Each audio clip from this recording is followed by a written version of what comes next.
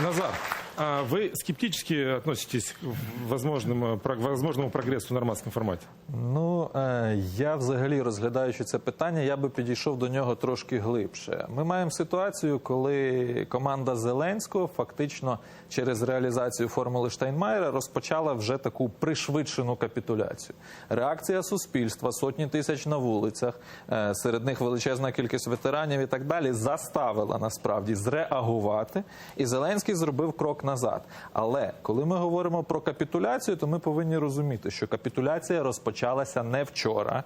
Капітуляція насправді розпочалася з того, що ВО президента Турчинов, потім президент Порошенко не виконали свій конституційний обов'язок і не ввели воєнний стан. Воєнний стан, відповідно до Конституції, відповідно до Закону про оборону, вони були зобов'язані вести.